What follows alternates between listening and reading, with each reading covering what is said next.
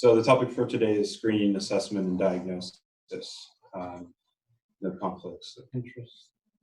So let's start in a way with the end of a diagnosis of a substance use disorder per DSM-5 criteria. So this is assessed over a 12-month period, looking at 11 items that are related to these three categories here. And thanks to Dr. Savage for borrowing the slide from a couple weeks ago.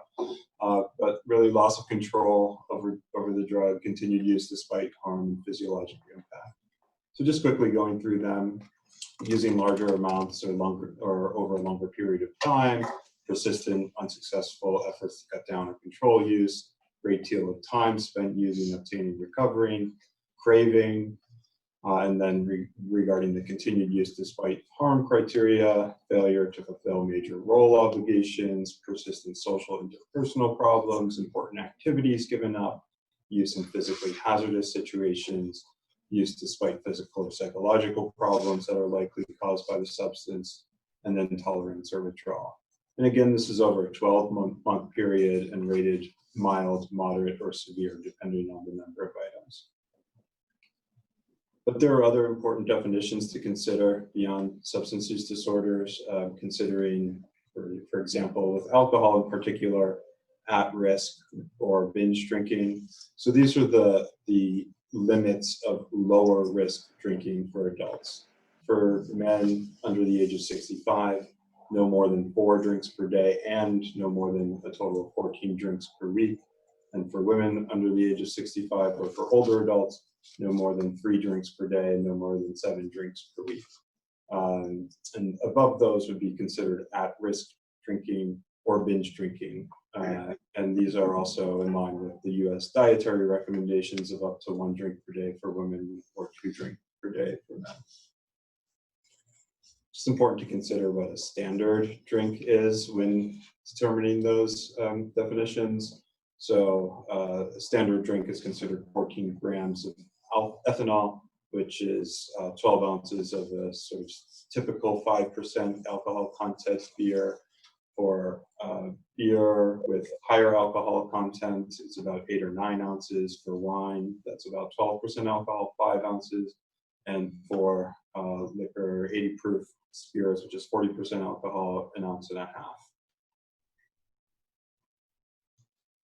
So I probably don't have to convince this audience of why screening is important, but briefly, it's common, it's harmful, and can have adverse health consequences. Only a small proportion of people in need of treatment receive it, and screening and brief intervention can make a difference.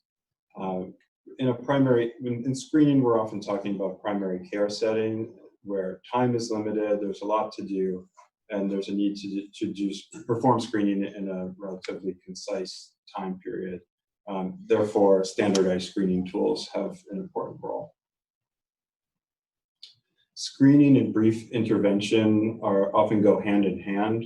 Brief intervention is part of our next topic in a couple of weeks. So today we're kind of focusing on the screening and assessment portion. But you'll hear about the 5 A's of screening and brief intervention of ask, advise, assess, assist, and arrange. Today we're focusing on this ask, screening, and assessment portion. Before implementing screening in a practice, just important and recommended to think through how it will work, who's going to be administering the screening, and it's done universally, trained appropriate staff that are doing this screening to be trained appropriately, decide what to do with the positive results, have referrals ready to go, and so on. There are different ways to do the screening. There are the one item questions for NIDA. So there's the NIDA quick screen. But before even getting to that, just introducing oneself, establishing the frame and the reason for the screening, just saying I want to take better care of you, and I'm going to ask some questions about alcohol, tobacco, other drugs. So one option is this NIDA quick screen. So for each substance category in the past year, how often have you used the following?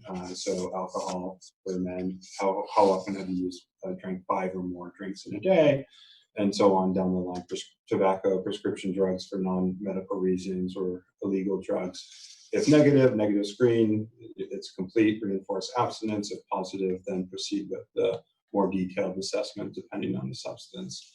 For prescription drugs or illegal drugs, that's recommended to go onto the NIDA modified assist, which looks like this online. So many people may have different screening tools embedded in the EMR, but if not, can go to this website and have that first question as well as the follow-up questions kind of built into this website, and at the end can receive treatment or a rating of risk severity and some recommendations.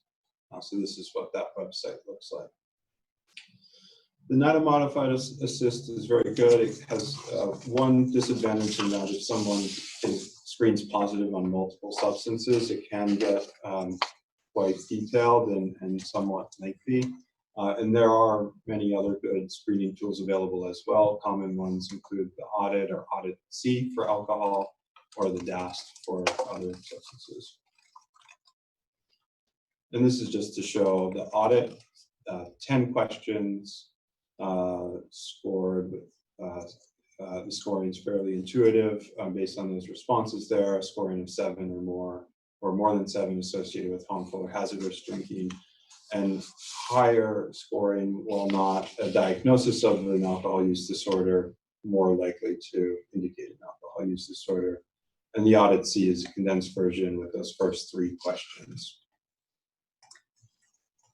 This is just to show what the DAST looks like, or the beginning of the DAST. And again, many people may have this embedded within the EMR.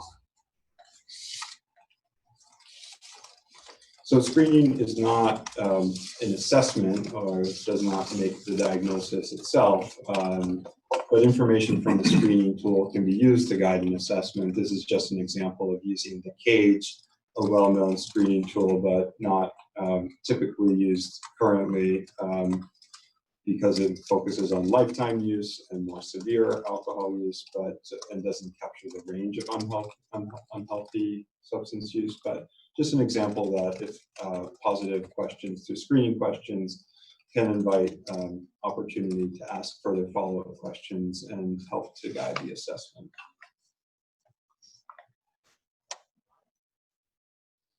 So moving on to assessment, which is kind of a full topic in and of itself, it's really guided by the setting in many ways, and the goals of what an assessment may be, whether primary care versus specialty setting.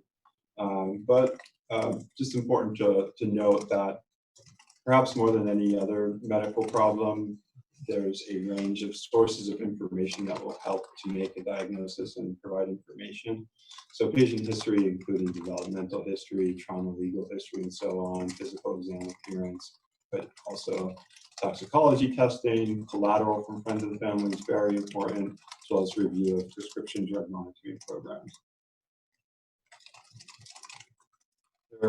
There are various areas that are important to consider when completing an assessment for substance use disorder. So establishing a diagnosis, of course, is important, but also getting information about current intoxication, withdrawal risk, assessing for co-occurring medical psychiatric disorders, suicidal ideation, readiness for change, and getting information about prior treatment success and relapse patterns as well.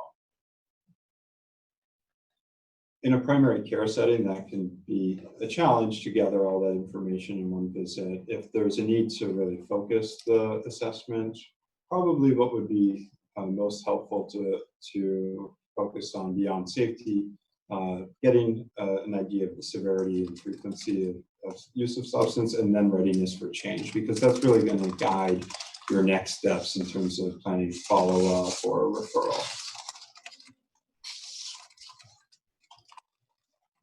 Just important to be aware of the ASAM, the 6 ASAM dimensions. So these are dimensions that are rated from low, moderate, or severe per the American Society of Addiction Medicine, that guides treatment decisions for level of care. So these are similar areas that were just discussed, but organized in this way. intoxication withdrawal, medical problems, psychiatric problems, readiness to change, relapse, continued use potential, and one that wasn't mentioned but very important, recovery environment. And you rate or use the most severe dimension to determine what level of care is most appropriate for someone. So perhaps beyond the scope of this topic, but just wanted to mention, given the very common co-occurring psychiatric diagnosis and substance use disorders, it's very often a question that comes up: what is a substance-induced mood disorder, for example, versus what is substance use that may be resulting from somebody's undertreated psychiatric condition or a combination of both.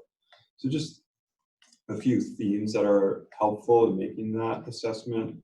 One, getting a good timeline history of onset of symptoms, controlling variables when at all possible, or taking a history and looking at periods of someone's life when there was abstinence and looking at the mood or whatever symptoms are relevant during that time period. How typical are the symptoms for a substance? So, for example, methamphetamine may commonly or more commonly cause positive symptoms of schizophrenia. So, substance-induced psychotic disorder may be more likely in that scenario than, say, for opiate use and co-occurring psychotic symptoms. Family history, again, collateral sources of information are always very important. And just ongoing assessments, keeping an open mind and ongoing diagnostic consideration and will help guide this as well.